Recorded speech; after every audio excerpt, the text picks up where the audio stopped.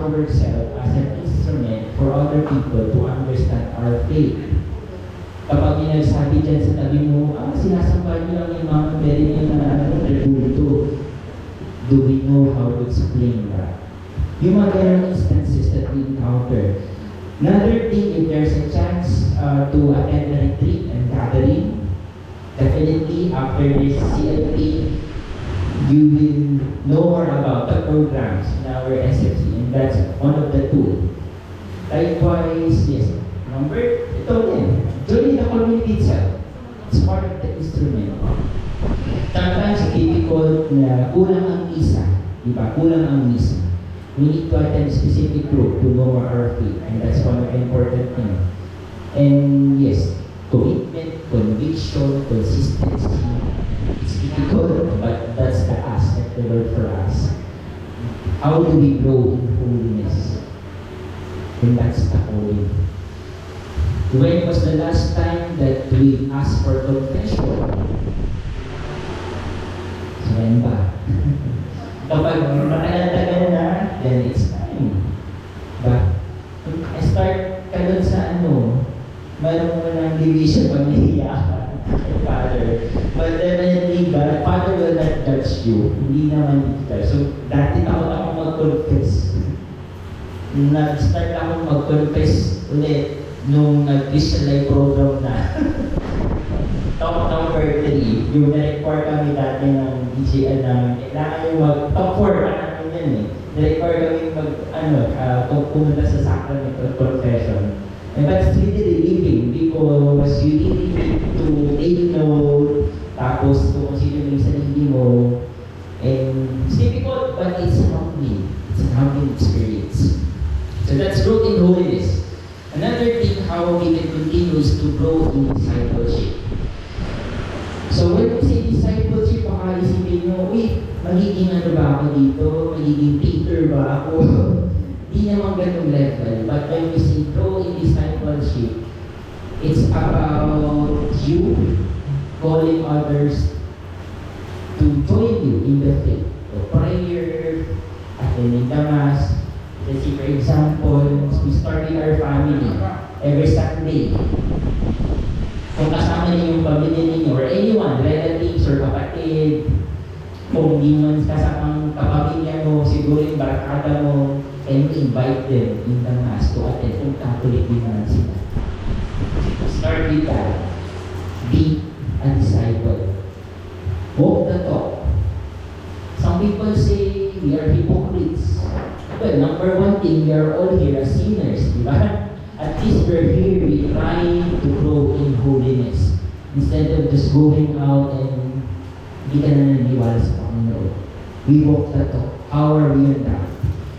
And then of course, we equip, we grow, disciples. Times kapag Holy Week, di ba? We tend to have a vacation. Yung mga moments na sobrang binge watch tayo ng mga series. We try to watch The Chosen. Yung mga ganun, at least it's something that we can be inspired of how to be a disciple.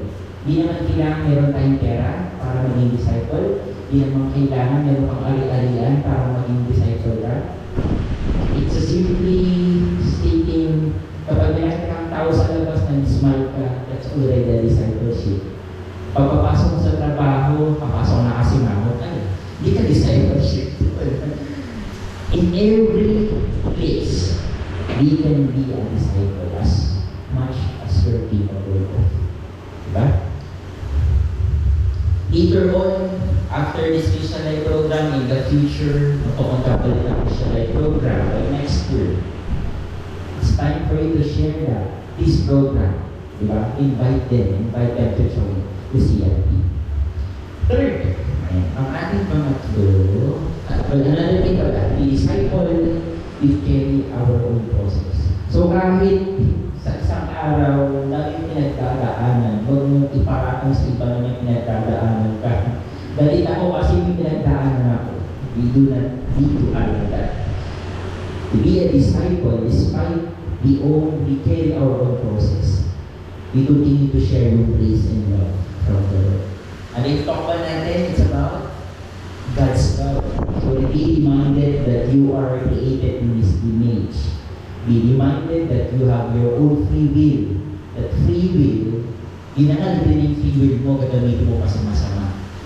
So that free will, i-use that free will, no? Greater commitment to service. So what are we saying here? When we talk about love, how do we share the love? Diba? Are you sharing more anger, hatred than love? Or are you more of sharing your smiles, your good vibes every day, your positivity every day? How are you sharing your talents? Kung marunong kang kumanta, what can you offer more to the Lord? Can you serve in the choir, dito sa community, later on, bago mag-music ministry? If you are good in dancing, then you can join to be an animator sa isang simbahan na turo sa mga bata. It's one thing that we can use, di ba? Or later on, pag ikaw ay gusto mag-conduct ng workshop, you're talented of creating visuals, speaking, talking, o ano yung kaya nyo gawin. You can definitely share that to our brothers and sisters. At some point in time, as long as you're doing, minsan gusto rin sa community na kung nag-check ka ng community, meron kang natutunang talent. Nung pandemic, ang daming na open up. Yung mga hindi marunong gumamit ng Zoom, natutong mag-Zoom. Yung mga hindi natutong gumawa ng posters, ng visual, napilitan silang gumawa ng poster at visual. So in serving, it's not just about offering, but in serving, you are also learning and opening a new talent. Ika nga, yung parable of talent, sabi doon, pag di mo ginagamit yung talent mo, bibigay mo dun sa iba. Sayang naman, di ba? Instead, gamitin mo na, kahit sa simple pamamaraan, nandiyan nababahagi yung military na binigay sa'yo ng Panginoon. Okay? The third thing na with greater commitment to service is about words of encouragement. Whenever you see a brother or sister o kaya sa family mo, you can be a person who can be a listener, who can be as well an advisor, you can be an encourager. So isa-isa mo pwede natin may bahagi sa ating sarili, sa iba. We commit service for that aspect. So again, commitment to service is something that we can take it forward. Usually, sa other organizations, kung meron kang cause na gusto mo rin gawin, na hindi naman siya totally tawag dito, hindi siya debating sa kanilang palatayan, you can use that as well. Yung mga mga organizations, di ba marami ng profit organization as well. So if we can offer our time from that organization, then do it. You pay it forward. So God wants us to raise up families in the Holy Spirit and moving the peace of the earth. Isa sa mahirap evangelize is our family. Minsan mas madali kang mag-invite ng kaibigan kaysa sa pamilya.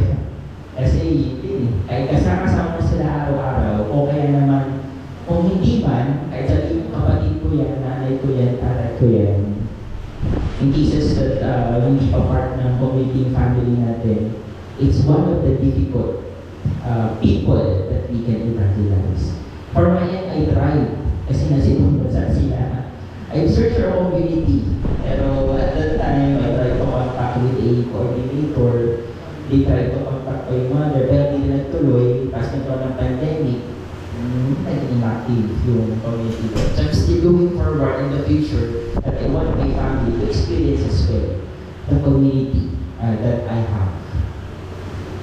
So that's one of the thing that we can as well process in our transformation. Pag nagawa natin evangelize yung family natin, masarap din sa kiling na kasama rin natin silang mag-serve. Diba? Transformation through single spirit Christ. Pag sabi nga nila, kapag transformation through single spirit Christ, dito mo masasabi na you can extend your siblings. At some point, meron kang makakasamang grupo na masasabi mong kapatid mo na din. Diba? Every weekend, kasama mo na. Nagkasawahan na kayo, nag-service kayo sa simbahan.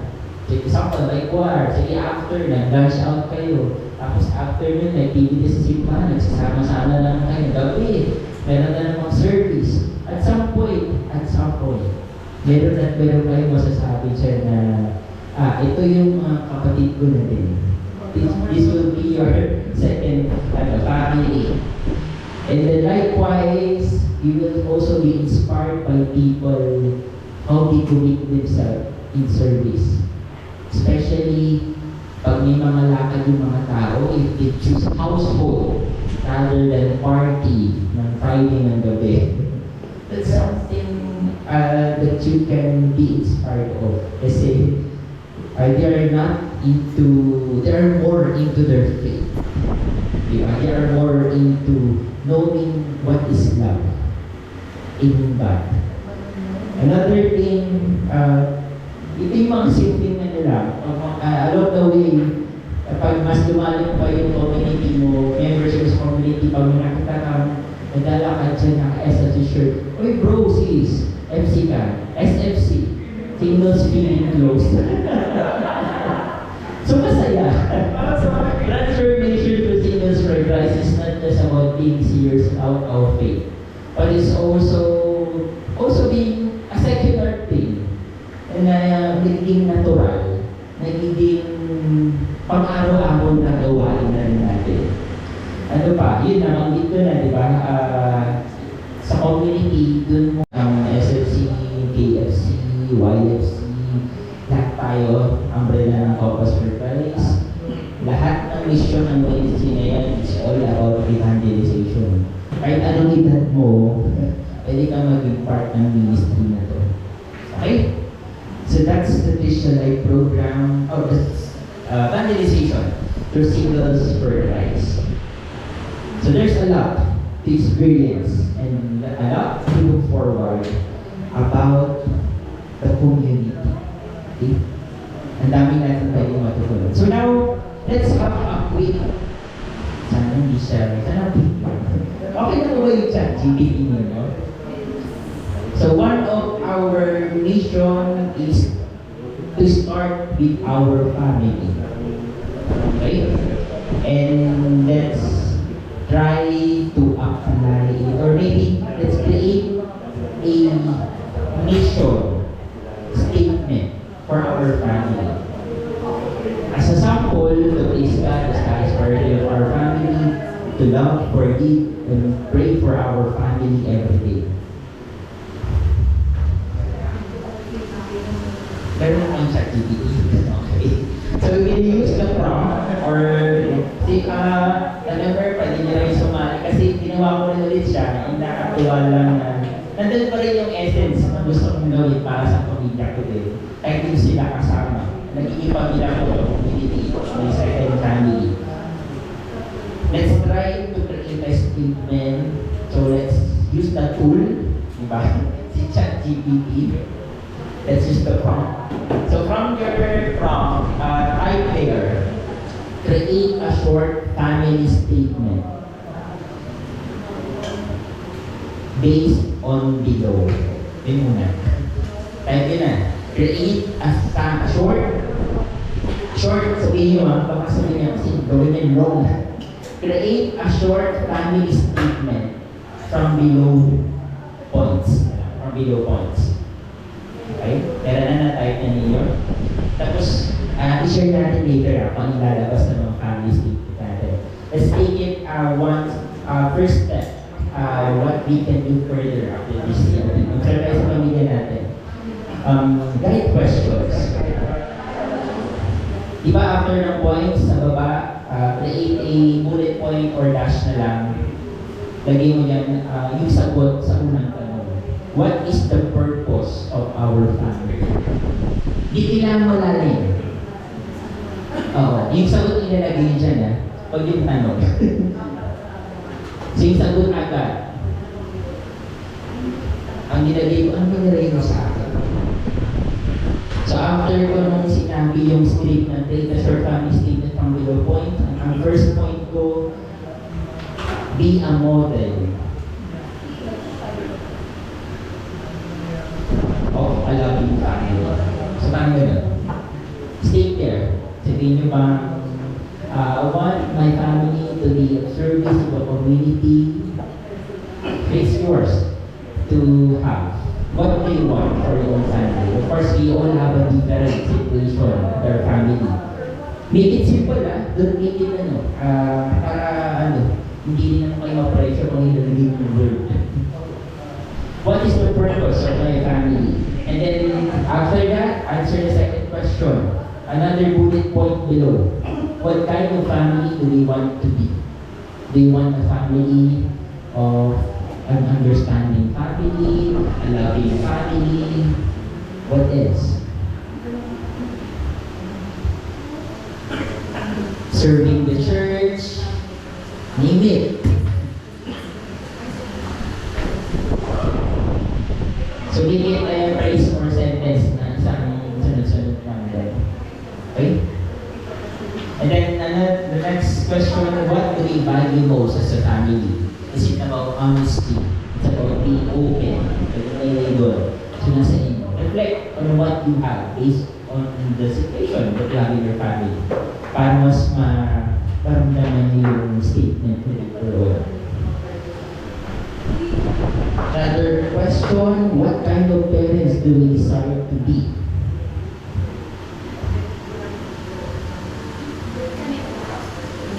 Kami po as parents or our parents? Your parents. Your parents. Your parents hindi yung kayo. Yung question is about ano ba. Pero yeah, your parents. What kind of parents you desire to have? And then, what kind of relationship do we desire to grow? Kulang ba kayo ng, ano ba yung kulang sa family natin ngayon? Naulit na to, how can we, as a family, contribute to our community and society? So make it simple, bullet points, enumerate all the things that you want for your family. Una, purpose. Second, what kind of family do you want to have? What do you want to value as a family? What kind of parents do you desire to have? What kind of relationship do you desire to grow? Now, let me third point, how can we as a family contribute to our community and society? Okay na? Nalagyan na yung mga points. Make it simple. And then, click enter. ChatGPT.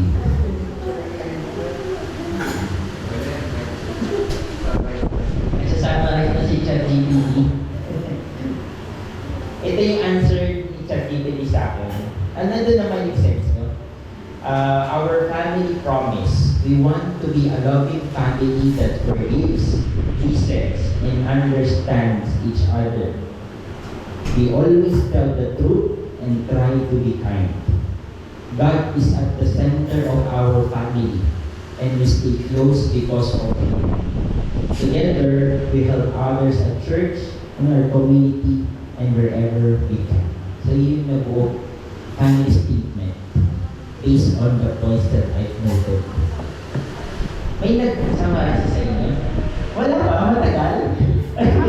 Mahaba pa? Alam ko, magsasuggest din si ChatGPT dyan eh. Gusto niyang make it a simplified version for younger children para mas simple. Meron na ba? Kung may gusto mag-share, ano yung nawabas din yung family statement? Kasi sis, kanya okay lang? Okay. My family statement is, we are a family rooted in love, honesty, and acceptance. We strive to create a home where everyone feels a deep sense of belonging and unwavering support. We commit to being open, humble, and forgiving, always listening with compassion and loving without condition. We aim to build close, loyal relationships free from judgment, where each member feels safe to be their true self. United in faith, we serve the church and reach out to the needy with open hearts living out their values through service and care for others. Wow, ang haba nyo. Perfect, maganda. Daming points, ang daming reflection ni sis doon. Thank you, sis. Who's next? Sis, meron na. We are a family that supports each other through life's highs and lows, sticking together in seasons of abundance and in times of need. We put God first in all that we do, building our foundation on faith and love. We value consideration, respect, and understanding, listening to one another, embracing our differences, and guiding each other with patience and grace. We strive for open, honest relationships where transparency strengthens our bond. We are committed to sharing our blessings, being a light to our neighbors, and allowing God to transform our lives. Through Him, we grow stronger together, rooted in love and unity. Receiving po yung statement na yan, ha? And then, put it. I-message yung sarili nyo sa messenger para mabalikan nyo in the future.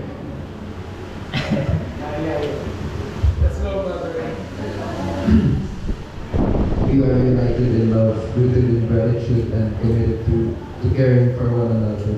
Through togetherness and strong bonds, we build a future with purpose, becoming a source of strength, hope, and growth for generations to come.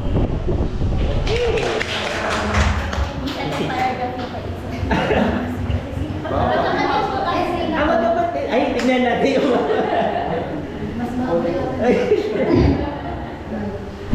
We believe in creating a safe space where every member feels heard and supported. Oh my God. In our family, we value time, open communication, and mutual understanding, especially during difficult times. We recognize that each person has their own space and limitations, and it's important for parents to understand that a child's learning and growth takes time. By being patient, making time for one another, and choosing to understand rather than judge, we show that no matter what we face, we will always stand by each other. match na kayo, bro. Okay, thank you. Sige, sige. Sana naman Tagalog yun sa'yo. Dati hindi pa kita Tagalog. Okay, that's it, bro. Pakipasa ang mic. Make the previous answer in Tagalog. Siyempre, ito ang buo ng mga tanong at sagot sa Tagalog. Okay, ang misyon ng pamilya. Kami ay isang pamilya ko. Alam mo ba? Kami ay isang pamilyang Katoliko na kaugat kay Kristo. Namumuhay kami ng may pananampalataya, nagmamahalan ng may kagalaan, naglilingkod ng may pagpapakumbaba at araw-araw na naglalakad tungo sa kabanalan. Magkasama. Ano ang layunin ng aming pamilya? Upang makilala, mahalin at paglingkuran ang Diyos na sama-sama, tulungan ang isa't isa na maging mga santo at maging buhay na saksi ng pag-ibig ni Kristo sa mundo. Ano uri ng pamilya ang nais namin? God talk to you. About sa family. Talk number 5. Si bro. Same. Si Talk 3, repentance and faith. Sis. About Christianity, loving God, loving your neighbor. Holy Spirit. Holy Spirit. Talk number 6. Repentance and faith. So imagine iba-iba. Iba-iba yung mensahe ng Panginoon sa atin. We are all unique. Yes, we are created in the same image as Christ, but we have different paths to take on and different aspect or situation that we have right now. That's why we can say na pare-parehas ang spirit ng bawat isa throughout the Christian program. But din sa service team, iba-iba rin ang experience niyan all throughout the Christian Life program. We all have story to take and to witness during this time. This night, it's about transformation. We will further reflect on the story of the blind man from John 93, 91 to 38. So ang story nito is there is a blind man and then syempre ang kapag blind man ka gusto niyang sumahil. And then what happened from this story, there's a blind man who encountered Jesus Christ along the way. Tapos sabi niya gusto niya mahil. Ano yung ginawa ni Jesus Christ? Kumuha siya ng mud and then well, para maging mud siya, lalong mabasa, dinuwahan niya din yun. Then from that stick mud, in-apply niya doon sa mata ng blind man. And then from that process, hindi right away na-heal yung blind. He asked the blind man to walk to the nearest pool from that area. Tapos inugasan ng blind man yung mud na nasa mata niya. At what happened, when that mud was cleaned, inopen na yung mata ng blind man, nakakita na yung tao na. So of course, from that process, it's not instant. The healing is not instant. It takes process. Same goes through with our experiences in life. At some point, may mga kayo narinig ako nasaktan. Diba? Pero naka-move on pa rin sa buhay. Ganun din dito. Transformation in our faith also takes time. It's not about you finish Christian life program, it's done. It's a lifelong journey. It's a pilgrimage. I remember before, na-invite lang ako sa Christian life program kasi katrabaho ko. Ayun din. Uso pa, flyers pa tayo ngayon, diba? So yun, flyers lang din. Instead na nag-invite siya sa simbahan, nag-invite siya in the workplace mismo. So imagine, I admire that sister kasi hindi niya tinignan yung judgment ng iba. Ang ba't yung sister na ito nagbibigay ng fire, nag-invite. And that's the start of my journey. I attended Christian Life program. Before, that's 3 months. Imagine, that's a really long journey. 3 months pa yung Christian Life program before. That's 12 talks, but now it's 8. And there's a lot to take. At that time, walang parang walang intention. I just tried because before, hindi ko kasama ang pamilya ko. Nasa ibang bansa sila lahat. As in, mother, father, tatlo kami magkakapatid. Ako yung naiwan. So, ang buhay ko dito sa Maynila is that trabaho, bahay. So, at that time, I explored. There's something more that I need to ponder. Then, doon ko na-encounter ang community. And very beautiful. Well, of course, we can see there's also a lot of challenges, but it's something that we can look forward, that we can learn and grow. And that's part of our transformation. So, imagine this blind man. Initially, nung heal na yung blind man, may nagtanong sa kanyang tao, he responded by saying that he was cured by the man called Jesus. So that's the same with us. When we first encountered our Catholic faith, it is as if, yes, I'm baptized. Yun lang yun. And then, it's not enough, diba? Very basic, sobrang pala, sobrang simple. Yes, nahil ako. Kung sa time, we started to be a Catholic when we were baptized. Bata pa tayo to, di ba? Walang kaalam-alam, walang kamuwang-muwang. So we can just say, yes, I'm just baptized by our religion. And that's it. And then, come further, to reflect further dun sa story ng blind man, there's another person who asked that blind man na nahil na. The second time around, that man responded. He said, a man called Jesus, the blind man now professes, he is a prophet. So lumalim yung understanding ng blind man from Jesus Christ. Mas nakilala na further. Hindi na totally nakilala, pero nadagdagan yung knowledge niya and wisdom about Jesus Christ. So again, it's a journey. Same thing goes with us.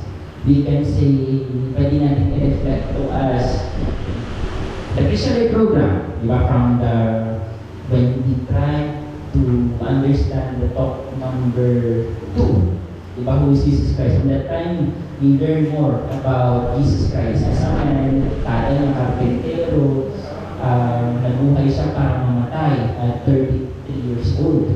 So ganun, we have more knowledge about Jesus Christ. And then the third time around, may natanong ulit dun sa blind man. The final statement ng blind man na nakita na is, Lord, I believe. So from that moment, lumalim na yung kanyang pananampalataya. So it's not right there and there na we can already know our faith. At sometimes, pag tayo nagka-problema sa buhay, doon nawawala yung faith natin. For my story, before, di ba, di mo sa aming pamilya, I tried to have a tourist visa before. Para lang to try to visit them. Pero na-deny. Kasi kailangan malaking pera. It's in Spain, it's Madrid. So there's a lot of money that you need to show them that you can go back to Philippines. Hindi ka nila paghinalaan. So hindi ako nag-accept nun. So one of my prayers during my faith, syempre nagsabi ko siya the program, is to really be with them. But it's difficult kasi maraming kailangan ayusin. Pero last year, one of the greatest gifts na binigay sa akin ng Panginoon is, instead na ako yung pumunta doon, sila yung bumisita dito, lahat sila, minsan. So, it's not about, hindi mo pwedeng sabihin na, Lord, di mo binigay sa akin, hindi natin pagkakatiwalaan.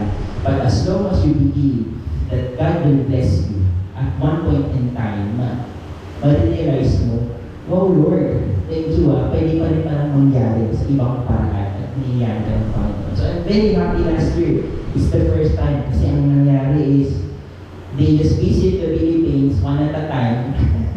Paiba-iba pa sila ng schedule, hindi sabay-sabay, pero last year nangyari. That is my prayer all throughout my stay. Ilang taon ako sa SFC, it's 12 years. So ganun nakatagal, at the same sa prayer ko that I want to be with them. Pero last year, instead na ako yung pumunta, sila yung pumunta. And that is one of the blessings that I received through the community. So now, I don't know where are you or me. Hindi natin masasabi. But as of this moment, can we really say and proclaim Jesus is our Lord? It's easy to say, yes, you are my Lord. But how are we continuously acknowledging that every day? Minsan kasi pag nagkaroon tayo ng problema, nawawala. Nagpapasalamat din tayo kay Lord kapag may blessing na dumating. Diba? But where are we in terms of acknowledging the Lord, Jesus as our Lord, in times of ups and downs? So it's different scenario. It's different. That's why the transformation is a long journey. Ngayon masaya ka, baka bukas malungkot ka. Questionin mo ba ang Panginoon? Yun yung isang tanong kung paano natin ma-measure pa ng kalagayan natin sa Kanya. Continuing our transformation. So one of the, how can we continue? So this is just a wrap up mga kapatid. First thing is growth in holiness. When you say growth in holiness, it's about God called you to live a life of holiness. Saan talk ba tayo makarelate dito? Di ba meron kayo pinag-usap ang tools? What talk is that? Di ba yun? Before this talk, wala tayo ba? May absent ba last time? Absent. Pero sinilan dito. May bill yun, di ba? Yun, yung bill. Prayer, sacraments, study, fellowship, service. So those are the tools that we can use to continue our transformation. Simply saying, do you have already your daily prayer time? Kahit pag-isip mo sa umaga, o kapag bago ka matulog sa gabi, do you really have that? One of the basic things that we can do it. Ang tawag, attend the Mass every Sunday. Dati alam ko lang, pag natulog ka, makatend ka lang ng misa, tapos may obligasyon mo. But there's more to that. But that's one of the things that we need to consider every Sunday. We're working on that. Another thing, do we study and read? Do we use our encounter na meron pa palang talent? Kung dati hindi ka marunong kumanta, kakatin mo ng choir, marunong na palang kumanta. Yung mga ganong moment. Tapos pag merong event or program, kakatin mo doon, oh sis bro, alam ko hindi ka marunong gumawa ng poster or visuals. Pero patay, kahit sa PowerPoint lang, at some point makakaproduce ka at simple lang, marunong ka na din. So there are things that we can look forward kapag sumali ka din sa Singles for Christ. There are so many events, retreats. Meron tayong tatlong stage sa Singles for Christ na retreats. There is a retreat specific for women, there are specific retreats specific for men. We can look forward. Another thing, may mga activities that we can mingle with our other ministries. The Youth for Christ, the Kids for Christ, the Couples for Christ. So marami pa tayong may encounter. And from there, attending conferences. Ito yung minsan excited ang mga bawat membro. When they attend conferences, they hear real stories. As in sharing ang bibigan. And then doon kami inspire. Itong si brother, sister, wala pa pala sa pinagdadaanan ko. Anong karapatan kong magreklamo sa iyo, Lord? So may mga ganong witnesses. There's so many things that we can do forward. Fellowship, as mentioned kanina ni Sis Chen, merong sports fest. Hindi lang naman tayo puro dasal lang. Every sports din tayo. And then the same thing from your group, from C3, you can organize your own activities to gather and have fun together. Diba? So there's many things that we can move forward. Kung sa trabaho, lahat working na ba? Working na po lahat? May studying ba? Maging isang pamilyang tapat sa Diyos, masaya sa lahat ng bagay, banal sa aming mga gawa, mapagmahal sa isa't isa, at bukas palad sa iba. Isang sambahayanan kung saan nananahan si Kristo. Hindi ko alam yung masalita ng Ano ang pinakabinibigang halaga namin bilang pamilya? Una, pananampalataya, pagtiwala at pagsunod sa Diyos higit sa lahat. Ikalawa, pag-ibig, mamuhay na walang pag-iimbot tulad ni Kristo. Ikatlo, kapatawaran, pagbibigay ng awa at pagpapatay. Ikaapat, pagkakaisa, pagsuporta sa isa't isa bilang isang katawan, isang katawan. Paglilingkod ang sumunod, pagtulong sa pangailangan. Pasasalamat, pagkilala sa mga biyaya ng Diyos at hindi katotohanan, pamumuhay ayon sa salita ng Diyos at mga aral ng simbahan. Last 3 questions ako, matipid. Ano ulo ng mga magulang ang nais namin maging? Mga magulang na namumuna sa pananampalataya, nagpapahal ng walang kondisyon, nagpapahal ng mabuting halimbawa, nagtutuwid ng may karunungan, mapagdaas ang loob at nagpapalibay. Nagdarasal para at kasama ang kanilang mga anak at naglalakad kasama nila tungo sa kabanatan.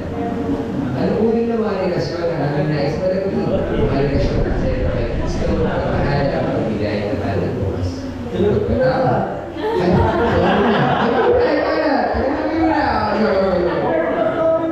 Napagod na ako. Hinihintay na.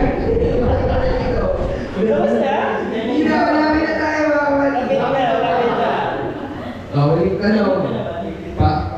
Teka, tatakal muna tayo pagkatapos nito. Icebreaker. Paano kami bilang pamilya makakatulong sa aming komunidad at lingkuran? Sa pamamagitan ng paglilingkod sa mga mahihina, pagiging mabuting saksi sa pananampalataya sa aming mga gawa, pagsuporta sa mga gawain ng aming parokya at simbahan, pagtataguyod ng katarungan at kapayapaan, pag-aalaga sa kalikasan at pangaral ng mga pag-ibig. That's my bro.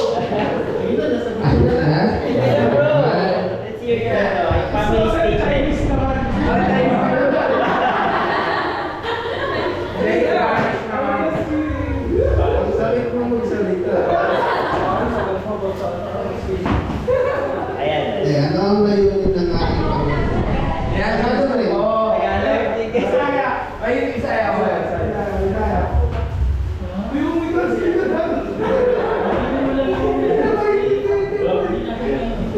Ang layunin ng ating pamilya ay magmahalan, tulungan at tumago ng magkasama. Ano ang klaseng pamilya ang gusto nating maging? Gusto nating maging masaya, buo at may mananampalataya. Mananampalatayang pamilya.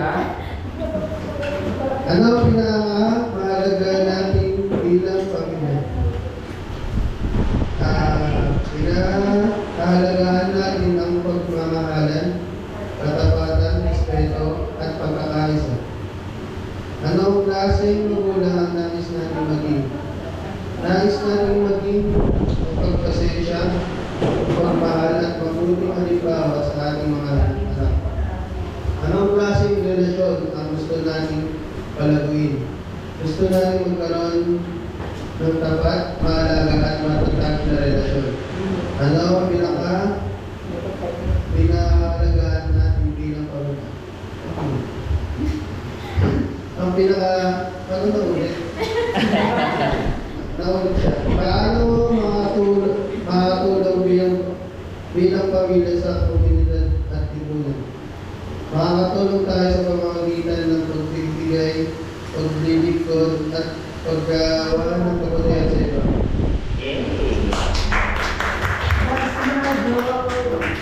Okay, so see that statement and use it as an initial calling for you with your family in service to the Lord. Ang galing sabihin, pero sobrang hirap gawin. So make it at the point na go back to that statement. Kasi reflection yan eh. Sa inyo yan. Ano yung gusto nyo maging para sa pamilya? And then it will follow through outside. Kung gusto nyo gumawa din ng statement for your in the workplace, o meron ng sitwasyon meron ka doon, gusto sana buhay, ako yung maging instrumento, maging mabait po ang boss ko, then make it a statement, di ba? Likewise, be a symbol of grace and love. It's a difficult calling, but definitely one thing is for sure, the Lord has chosen you. Okay? It's difficult to serve, lalo kapag ang tao mismo ayaw tayo. Pero remember, when you're serving, you're serving to the Lord, not only to the people. Because kapag pinangunahan mo na isipin, I am serving these brothers, this sister, it will be a burden for you at some point in time. So do not forget that you is as well serving to the Lord. Tandaan po natin yun. Because hindi rin naman tayo nandito because it's our own will, but it is will. Okay? So with that, I invite everyone to stand up. And I want to pray you over, likewise for all those family statements that you mentioned. And also, in celebrating the end of the Israel program, because this is talk 8. So again, let's be around for the Lord, and it's a really humble experience to have this program. So let us all be reminded that God is always present in our life, in the Father, the Son, the Holy Spirit. Amen. Lord, we are grateful for today as we have already completed our Israel program. We offer you all our intentions, especially the new members of our community. Bless them, guide them, protect them. Also, grant them the Holy Spirit, the wisdom and knowledge that they need to pursue everyday challenges, struggles, and day-by-day operations that they encounter in their life. Lord God, we offer you as well the statement that we've heard this night. The statement that would guide each of our new member to be an evangelizer in their own family. Grant them the love that they need. Grant them the understanding they need, the patience that they need as they go along the way. Lord God, we also offer to you all their prayer intentions in their life, maybe in the school, in their work, all their dreams. Guide them every day. I know for sure you have already the life that you want for them. But bless them every day with the empowered heart and the placed heart to really trust everything to you. Likewise, the days to come, bless us surprisingly. Milestone, maliit man to measure. We know that you have everything that in your hand that can offer to the life of this people, O Lord. In Jesus' name we pray. Glory to the Father, to the Son, to the Holy Spirit, as it was in the beginning, is now, and ever shall be, world without end. Amen. The Father, the Son, the Holy Spirit. Amen. And one statement, and we say, I am chosen. 1, 2, 3, go. I am chosen. And that may God be praised.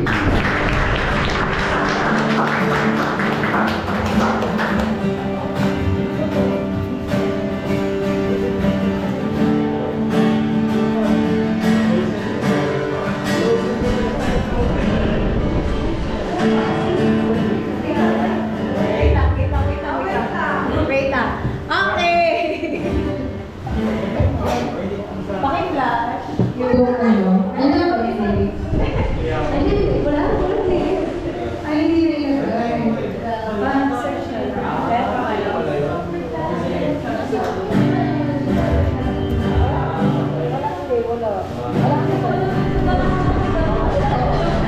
Okay, so, sit down muna tayo. Pwede nagkakaroon. I-represent ko muna ang aming small token to our brother Pat. Thank you. At syempre, natuwa ko dun sa small activity ni brother Pat. Okay, thank you for sharing your wisdom and time. Sure, ikaw muna. Sige, kami na lang. At talagang gumaling ka. Okay, picture muna. Ay, picture muna. Okay. Ready? Yay! Okay. Dito po lahat. Dito po lahat.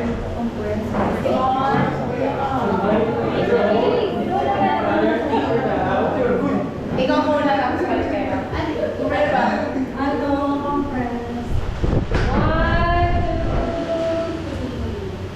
2, 3. Okay!